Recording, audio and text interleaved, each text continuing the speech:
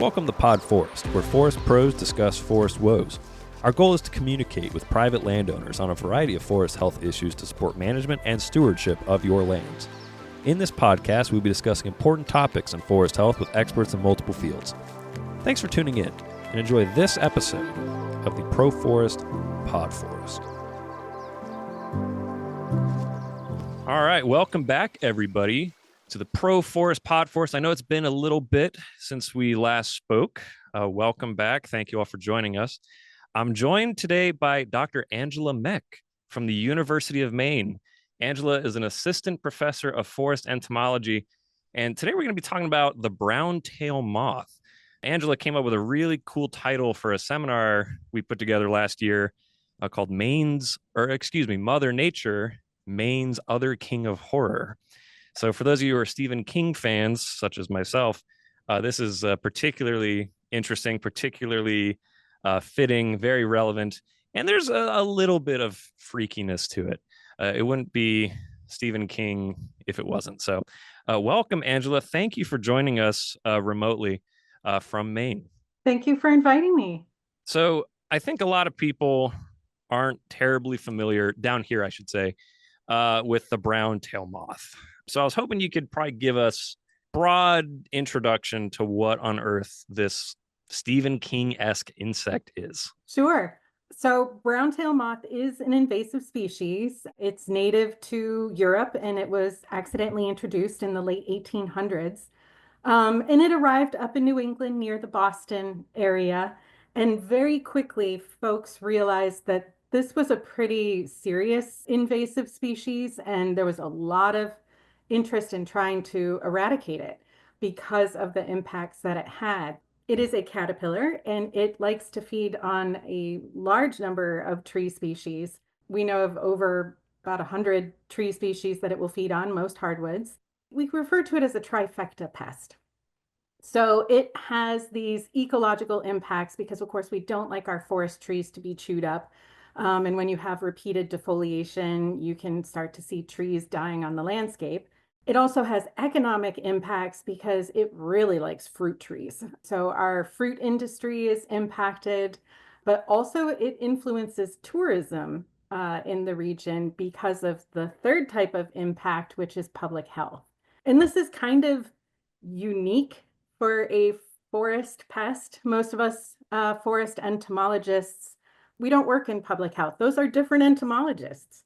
There's ag entomologists, there's public health, and then there's forest entomologists. But this pest is kind of all three. Yeah, the caterpillar stage has teeny tiny toxic hairs that will cause a poison ivy-like rash. So people don't like that. So are these reactions, you said poison ivy-like, so can they, beyond just causing discomfort, can they land somebody perhaps in an urgent care? Can it just be subdued with Benadryl or some other antihistamine?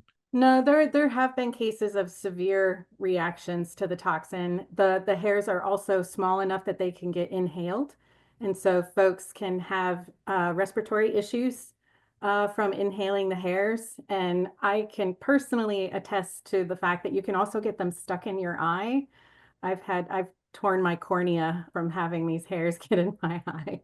So some of our listeners might be appreciative that this is a audio podcast only and not a visual component.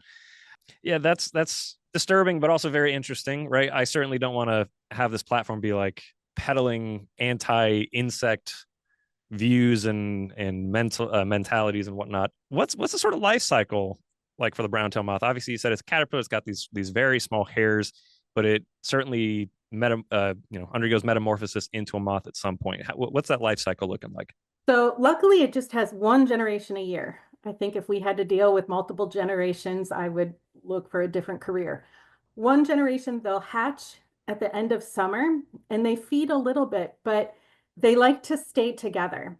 So an egg mass will usually have about 350 eggs in it. And when they hatch, they feed together and they start forming this winter web. And they're actually going to hang out together over the winter in this winter web at the tops of the trees, at the tips of the branches. And they stay there for about 6 months. And then in the spring, they'll wake up and they'll be, we call them instars. So it'll be a third instar caterpillar. And then they really start feeding. And when the trees have the new leaves come out, they're chewing them down. We see adults, like a mass emergence of these really pretty white moths, usually end of June, early July, and then starts all over again.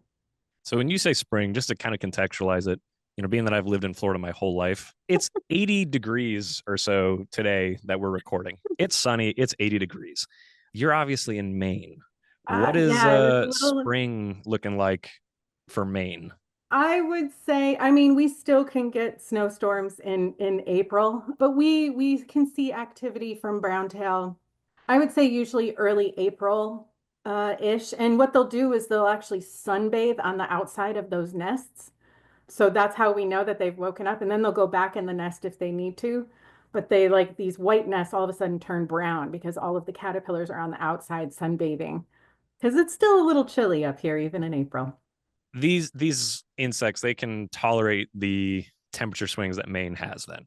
Yeah, somebody did some research over, I think it was in Russia, and they found that the cold threshold was -40. We had a pretty cold winter the year before, and we went down to about -27. And folks were like, "Oh, is this it? Is this going to knock back Browntail?" And I was like, "No." And sure enough, we had one of the worst outbreaks in our area following that very cold spell. So they are very tolerant. They're found in Europe all the way into Western Russia and Sweden, but they also have been found in Northern Africa and the Mediterranean. So they can handle warm climates just as much. So, fun fact for listeners, -40, you may have noticed that Dr. Mech did not mention Fahrenheit or Celsius. -40 Fahrenheit and -40 Celsius are the same thing. And you can actually add another fact to that is that that is also the point at which human flesh begins to freeze, and apparently also the threshold for brown-tail moths. So, there's a lot of interesting stuff happening at that particular temperature threshold. So we have an insect that can tolerate extreme cold and also pretty warm climates. I imagine that has some pretty interesting, I guess, it might be the word management implications. So when we think about the life cycle, they sort of overwinter in these sort of web masses at the tips of these trees. Is that sort of the prime time to sort of handle them, or what's the sort of management like for this thing? So it kind of depends on the life stage. So over the winter, we do try to recommend to folks as soon as the leaves come off the trees to look for the nests. And so because the silk is so bright white, whenever there's a sunny day, we just go stand outside with the sun behind us so that we're not staring into the sun. And we look for the white reflecting clumps on the tips of branches. And so homeowners can clip those down in the winter. And so February is actually Browntail Moth Awareness Month here in Maine. And that is because we're hoping to get folks aware to look outside, look at the trees, see if you have nests, and if you do, to clip them down and drown them or burn them. The caterpillars, those would require insecticides. And then the adults, we're testing things. So we're testing to see if mating disruption might be an effective method on the adults. Where do the because we've talked a lot about caterpillars and then in the adult stage. What about when they're in the pupal stage? So unfortunately, the pupal stage is the most toxic. Those hairs that they have on the caterpillars, every time they molt, the hairs go airborne into the environment. And this is why browntail is kind of the worst to work with, because you don't have to see a caterpillar or touch a caterpillar to be exposed to those hairs. And so they're in the environment and the toxin stays viable in the environment for years. So mowing the grass on a windy day, you can end up getting the rash because you're kicking up those hairs in the grass. The bigger the caterpillar, the bigger those hairs, the more the toxin. They decide to come back together when they pupate. So they're together when they're little caterpillars. Then when they're big caterpillars, they go off on their own to feed, and then they come back together to pupate. So they pupate, we call them packets, pupal packets, and we can find up to like 50 pupae together. And what's inside that packet is all of those last exoskeletons that have the biggest, most toxic hairs, all silked together in this mass.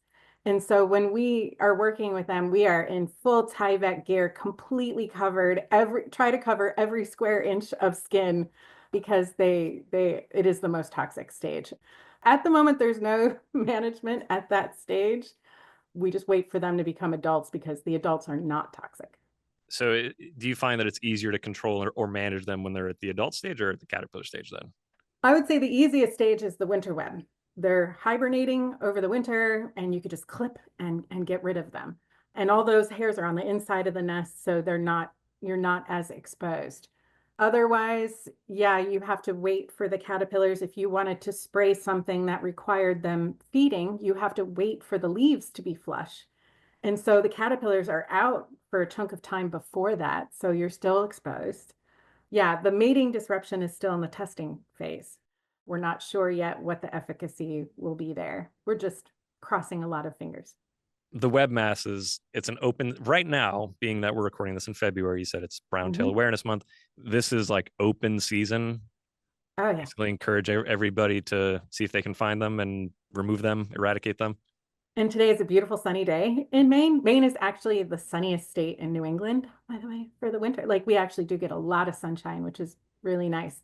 So on sunny days, basically everybody in my lab, they drop what they're doing, grab a pair of binoculars and go out and start surveying. We have to do it on days that are sunny and they're not, it's not every day is sunny. So we have to take these days when we can. So you had mentioned these have been here for a while. It said 1880, if I recall. So how exactly, like through what sort of mechanism, was it trade or was it just by happenstance, travel? How did this thing come over here? Well, it was definitely accidental, but this was before we had, you know, our agencies like APHIS that check things that come in. So the leading hypothesis is that it most likely came in on nursery stock. So it could have been like a winter web was on a rose bush that came in because the first detection was a fruit orchard that was right next to a nursery. So most likely it came into that nursery. Most likely it had been there for a few years before this new thing was detected. They came in around the same time as spongy moth. They share the same hosts. They're very closely related. They're in the same subfamily. Their life cycles are very similar. And so there was a lot of effort back in the late 1800s. They basically pooled the resources for these two big pests because they were both pretty severe and significant. And in the same area of the country, like both of them were around Boston. What's its current range in the United States that we've confirmed? A lot smaller than it was. When it first invaded, it went all the way west to Connecticut and I think part of New York. And then it went up into maritime Canada. So all of New England and a little bit further west. And then they just kept eradicating it and pushing it closer to the coast. And so there were two small populations that were left. One was on the tip of Cape Cod in Massachusetts, and the other were on a few scattered islands in Casco Bay, Maine. And so the population in Massachusetts hasn't really done anything since they pushed it off the mainland in the 1960s. But Maine's population has been about every 10, 15 years, it starts to come back. And so we had an outbreak in the 90s, and that made it to the mainland. And then when this outbreak started, it basically started on the mainland and spread. It has made it all the way to the New Brunswick border. It's most likely in New Brunswick, but I haven't heard confirmation. And then last year, it was just detected for the first time in New Hampshire. Last year. Yeah, So it's in Maine and New Hampshire and likely New Brunswick. likely New Brunswick. Yeah. So you had mentioned these are just generational. Can you explain a little bit why these outbreaks sort of ebb and flow in intensity? Yeah, so there are just certain insects that do this. It's a part of their evolution. There is an advantage to just being so overwhelming that predators just can't keep up with you. We think of the bad ones that do this because the impacts are so severe, but even like the cicadas, the 13-year cicada, the 17-year cicada, there's this advantage to being really low density and then just exploding. And so it just so happens that browntail has that sort of life cycle. And it does this in its native range too, where normally it's really hard to find. And then there'll be about every 10, 15 years, there'll just be this massive growth in the population that make people very cranky. So if we sort of boil it down a little bit into some of these, you'd mentioned a trifecta pest, and that's a great label. If we look a little bit more into the ecological side of things, it's defoliating trees the various cascading consequences of that, are they doing anything else to trees other than defoliating them? It's similar to other defoliators like spongy moth. 1 year of defoliating a tree isn't that bad. Trees store their energy so that they could produce new leaves the next year. So they can handle about 3 to 4 years of strong defoliation before we see mortality. So we have seen parts of the state where we've had really high densities for multiple years, and the trees there have shown we have begun to see dead trees. We actually saw a couple of years ago, we discovered that in the high densities, they can actually hop to some conifers, which is something spongy moth also does, that the bigger caterpillars can basically, they can stomach some different hosts. And so they're able to, we found them on spruce, and then they seem to like hemlock too. So yeah, so we do have these sort of cascading consequences of repeated defoliation. And with fruit trees, it's the same sort of pattern. Yeah, but most of the fruit orchards have basically just had to pick up their management. So they're doing additional spraying in the stands in order to knock back browntail. Sure. Do they have any sort of preference for certain crops over others? So that was something we're trying to test in our lab, is whether they do have a preference, if they utilize like plant smells for host seeking when the female's looking for a spot to lay egg masses. A lot of the historical paperwork says oaks and apples are preferred, like crab apples and apples, cherries as well.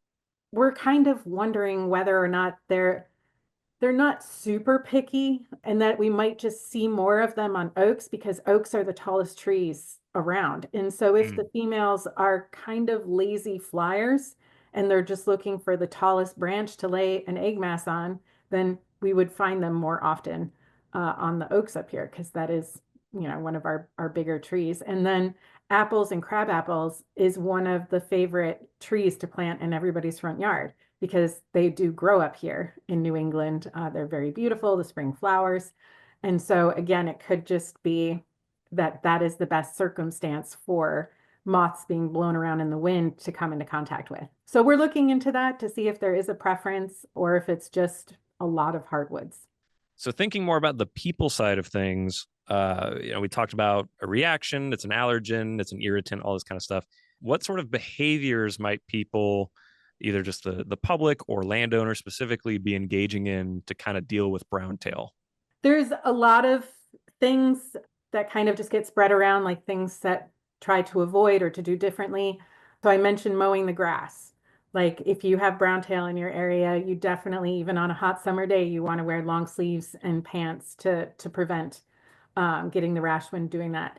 Not putting your clothes out to dry on the line, unfortunately, even though we love doing that and getting the nice fresh spring air, but you don't want to have your sheets covered in tiny toxic rash-inducing hairs.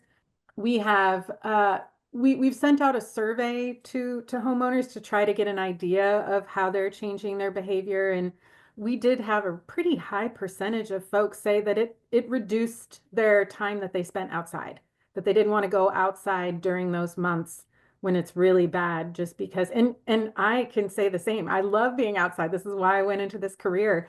But I've gotten to the point where if I know browntail is in an area, I would rather stay home. Some folks it's similar to poison ivy, where you get more sensitive to the toxin with each exposure. And so I've been working with it for 5 years, and I can walk into a room and I will instantly break out. I know if there's browntail hair in the room. So I've gotten very sensitive, unfortunately, to the toxin. And there are other folks that live in areas that have had repeated browntail moth populations that are kind of in the similar boat. Winter, getting out and clipping the nests is definitely a behavior folks are doing, possibly closing their windows on breezy days. Nothing good. Have people preemptively removed otherwise healthy trees from their surrounding area? Yeah, that was another sort of sad realization that we got from the survey when we asked folks what they did. It was almost a quarter of the respondents said that they cut the trees down.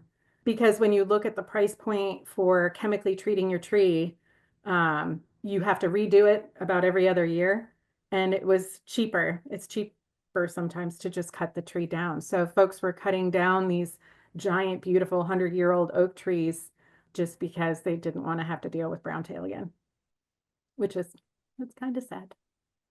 I think, part of why we're dealing with this again, even though it hasn't really been on folks' radar for 100 years, Hmm. is because of a lot of changes in policies and in management and in public perceptions and all of that. And so, like right now, browntail moth management is basically up to the homeowner or the landowner. There isn't any large scale management programs. It's not like the slow the spread program that we have at the federal level for spongy moth. There's nothing like that set up. It basically is up to everybody to do something. So even if you were to treat your property, if your neighbors didn't, you could still get itchy because the caterpillars on their property, those are going to come in the wind onto yours. And so it's really tricky to think about management when probably aerially spraying areas for browntail would be the most effective, but there's a lot of policies in place that ban aerial applications, especially in urban areas. So it's tricky to talk about. Everybody wants a solution and wants it to be fixed. They're even okay with agencies coming and helping, but yet there's just a lot of things in place that don't make that a very easy solution. It goes through the booms and busts, and normally what causes the busts is natural enemies. So what's really effective is a fungus. So there's this fungus Entomophaga aulici that when you have really high densities of things, it allows for diseases to spread quickly, right?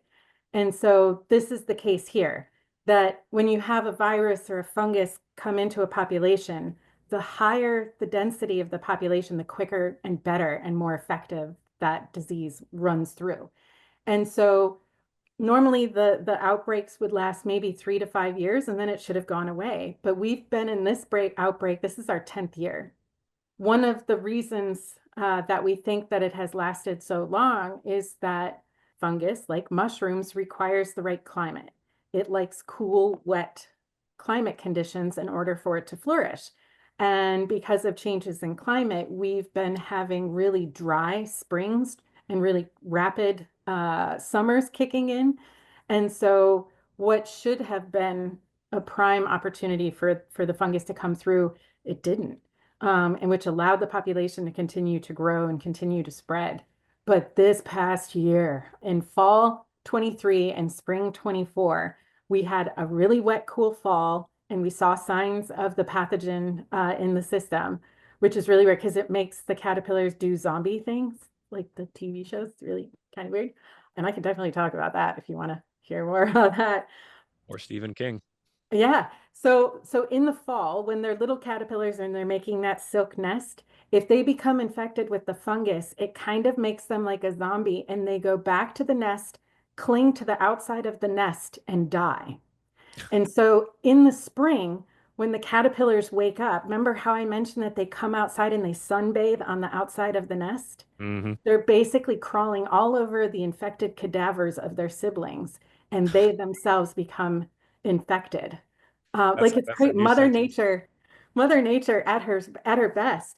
And then in the spring, when if the fungus continues to spread in the spring and we have the bigger caterpillars getting infected, the fungus makes them like zombie-esque and climb to the tallest part of the tree, hang backwards on their pro legs. They just cling on upside down under a leaf and then they die. So when the spores erupt out of the cadaver, it just rains down the tree and all of the caterpillars on that tree would end up getting infected by the fungus. So this fungus is great. When it comes through, it can cause almost 100% mortality in areas.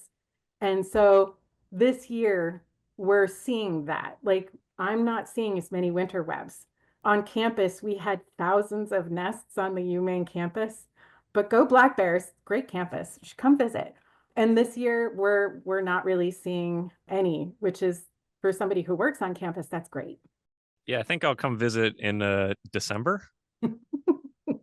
Maybe. I don't know if I'll come in May or June or July or nothing like that, but I'll probably come in the winter, which is almost a little counterintuitive as a Floridian. But there's a lot of interesting directions management can take. So I know you're an entomologist, but do you know, I would assume that there's probably mycologists working on strains of this fungus to try and get it working, or trying to find a way so that we can implement it better. So that was definitely folks 100 years ago figured out the fungus. And so what they would do is they would go over to Europe, collect infected caterpillars, put them on a ship and bring them back over here because, that was all you could do in the early 1900s. And they had farms where they would put caterpillars, drop in an infected one, have all of those get infected. And then they were driving. This was around the time the invention of the automobile. So there's some articles that talk about how having the automobile allowed them to get to locations to plant these infected caterpillars. And so we have entomophaga is in the environment. When we have the right climate conditions, it will cause brown-tail moth to crash. But the problem with rearing it, and this is a question I get a lot from the public, is like, well, why can't we just spray that? You can only grow it on a caterpillar. You can't grow it on a plate or on a medium. You have to have the caterpillar, which would mean you would have to have a farm of infected caterpillars, which would require probably like a biosafety 3 lab, which I don't have. And what we do for other species that require a live insect to grow it on, you grind up that specimen, right? So gypcheck is spongy moth ground up. But if you were to grind up brown-tail moth and put it in a solution and spray it over the landscape, you would be spraying toxic hairs as well because you can't separate them from the caterpillar. So although it would be amazing to find a way to artificially get this on the landscape, it's just not as feasible as we would like because of how miserable browntail is. Gosh, that's a lot of interesting information, a lot of potential avenues in meeting a wall. For the listeners, if you've ever listened to the ending of this show, you've heard our editor Ben, you've heard his voice. I want to give a shout out to Ben for his wonderful work editing this podcast, but I also mentioned him because he's in the studio with me, and he's not a forestry guy. He's a communication and journalism guy. And I wish we had a video component so we could all see his face as you're explaining this, Angela. Goodness. So I think with all that being said, there's all these different management ways, or ways we can manage browntail at varying levels of efficacy. Some maybe not making that much of a difference. Others are not feasible for one reason or another. Beyond just perhaps removing clusters and masses from their property, what sort of can the layperson do about invasive species? Because I think with a lot of these large scale wicked problems, I think a lot of people end up in paralysis. They think that there's no individual action I can do that can solve this. And while sure, you're not going to solve the problem outright, it is still a contributor to a solution, perhaps, or at least managing and mitigating those impacts. So what do you think the layperson can do about something horribly invasive like this? Management is on a scale. And so there is variability on what you can do. Like we all can't afford to have people come and fix everything. And so there are some remedies that don't require much money. So for us, the winter web clipping, we've had libraries have started to get pole pruners, and you can sign out pole pruners with your library card to go clip out winter nests and destroy them and then bring it back for somebody else in your community. And they're doing, events to teach people how to use pole pruners and how to look for browntail. The adults are very attracted to lights. Like if you leave your outdoor lights on, you will wake up and you'll just be browntail moth adults everywhere. So we've learned that just turning off your lights or changing your light bulb to a yellow bulb, anywhere from yellow to red on the spectrum, is less attractive, that could reduce the number of caterpillars the following season because it looks like the females are intentionally choosing trees closer to lights to lay their egg masses on. So there are these little things that might not seem like much, but every little bit can do something. It can help reduce risk. And then just being aware of what's going on in the community, signing up for newsletters from your local agencies that may be talking about invasive species and things to look for, and how to notify folks if you see something different. Just knowing where things are and detecting things early is very important when working with invasive species. So. So the you mentioned the light, and that actually put an idea in my head, but it does bring in certainly an amount of risk. Because yes, if you change the light bulbs you use, you dissuade adults from showing up. Do people invest in light traps to intentionally draw them to their property? It's a gamble for sure, but if there's a way to try and manage the adults, certainly I am no expert on brown-tailed moth. We have actually been trying to dissuade folks from that. There are Facebook groups that talk about doing it and they show videos of all these dead moths at the light traps. But what it turns out is that over 90% of those moths are the males, that the females aren't actually strong flyers. So that's why they just go to the trees and hang out. Folks who use light traps actually could end up with more brown tail moth on their property because they're bringing in the females from other areas that are attracted to the light, but they're not going to the light. They're going to the trees close to the light. So if that's your Interesting. house, then it's not something that's recommended. So in these big community events, are there ever any sort of roundups where you have like a clean and sweep team, I guess, that would go from, if everybody in a community sort of agreed to it, would go around and helping each other out? And then would there be some sort of festival? Are there any festivals that celebrate this kind of thing? Like who's got the biggest web mass or anything like that? Oh, that would be amazing. But unfortunately, no. But there are, that is part of the brown tail moth awareness is to kind of, hey, talk to your neighbors about this. If you see nests on their property, like maybe they just don't know, and trying to get folks to work together.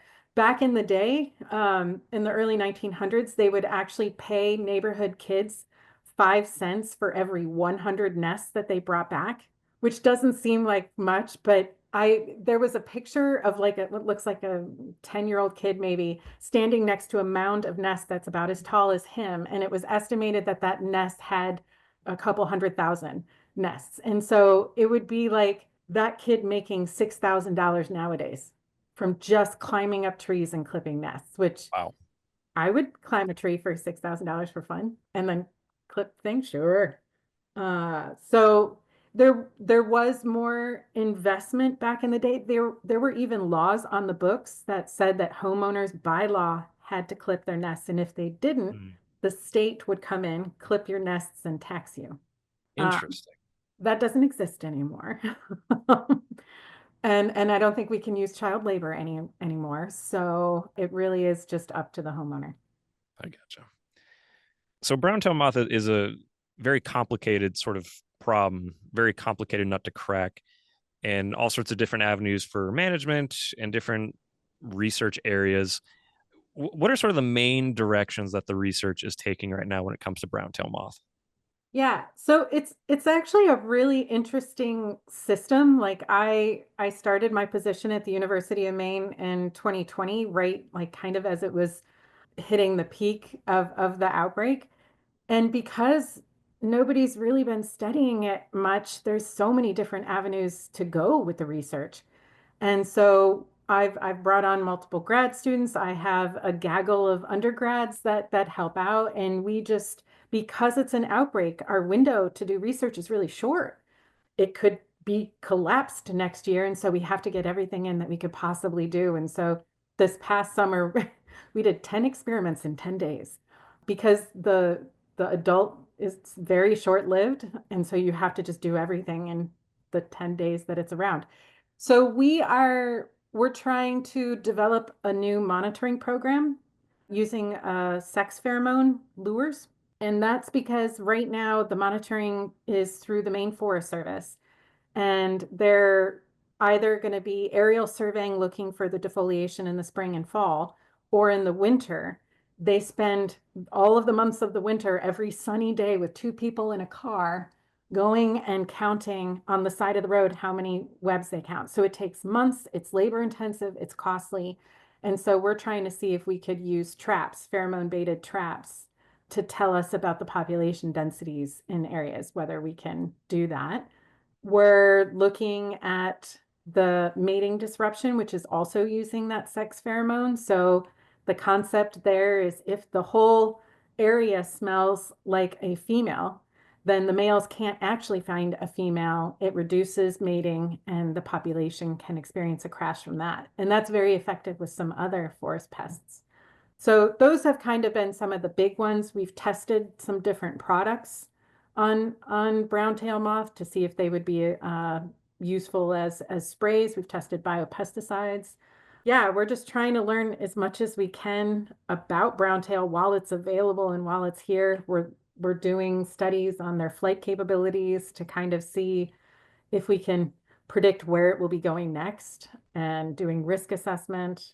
So a whole bunch of things, but my students get to graduate and stop itching. Whereas each year those of us that are still here get to keep itching. So there's a lot of potential with brown-tailed moth. A lot of potential. Yes, yes. There's many questions left to answer. I mean, it's been around for so long. It kind of just sounds like it's just a way of life. It's just something that people are just very accustomed to. Mm, not so much because in when besides the first outbreak in the early 1900s that Mhm. lasted until about 1914-ish, and then there was another one in the 1920s. Once they figured out how to knock it back, which DDT kind of helped, and some other things that we wouldn't necessarily use today, folks basically didn't know about it until we had like the 1990s outbreak. Oh, And okay. that was really small and centralized in the Casco Bay area of Maine because the fungus did come through and knock it back pretty quick. It didn't get to the level that it is now. So this outbreak since 2015 has basically encompassed east to west in the state of Maine. It's not localized. It has just been continuously spreading. Now, this is for most folks, this is the first time they've been exposed to browntail. Okay. So there's definitely public attention to this Oh, yeah. issue then. Oh, yes. Yeah. Okay. It affects everybody. It doesn't care who you are or how much money you may have or what you do for a living. Although folks that are in outdoor careers definitely are impacted more than others. Like I know tree care companies and folks Mm. can get severely impacted by the exposure to browntail. So I know neither of us are medical doctors. This is not medical advice in the slightest. Uh, do people usually just carry just generic antihistamines, or are there special products now designed for this kind of stuff? So you can go to pharmacies and you'll see like little special browntail moth rash remedies. I've heard that during like really bad parts where it was really high densities, that going to the stores, it was similar to trying to find toilet paper at the beginning of COVID. It's trying to find anti-itch cream in areas where browntail's really bad. And so like I've tested quite a bit. I have my remedies, but I can't say that I would recommend any as a University of Maine employee. Of course, of course. Um, but there are some stuff out there people do try, and some stuff surprisingly does not work. I don't know what is in the toxin. I would love for some medical folks to try to research it and help figure out how to make the rash not as severe because it's also similar to poison ivy in that it lasts long. So like a mosquito bite goes away in a couple days, but a brown tail moth rash on some folks can last weeks and it can be very painful and annoying. You can't sleep because of it, and then you get cranky and then everybody around you hates you. And so it's, if there's something out there that could that could help that would be great. All right. Well, thank you, Angela, for this very informative, very interesting, if not admittedly a little freaky conversation, but very interesting. Hopefully, this outbreak is on the tail end. Hopefully, a lot of good progress gets made on these different research efforts. Thank you truly for joining us. Yeah, thank you so much for having me. This was a great time. And yeah, hopefully we get you all to come visit Vacation Land up here in Maine. Yeah, we'll try and arrange a trip for maybe December or something like that. I want to see the web masses. I don't really want to deal with rashes all over my body. To everybody listening, thank you for joining us. We're happy to be back. Happy to have you back. And stay tuned for more episodes of the Proforest Podforest. Thanks for tuning in. For more information, head on over to the Proforest website at proforesthealth.org. For any questions you may have, or to stay updated on all things Proforest, check out our social media at ProforestUF on X, Facebook, and Instagram. Episode hosted by Dr. Tyler Carney. This podcast was edited by Ben Ginkars Davies. The Proforest Podforest is brought to you by Proforest, Proactive Forest Health and Resilience at the University of Florida Institute of Food and Agricultural Sciences. Thanks for listening, and stay tuned for the next episode.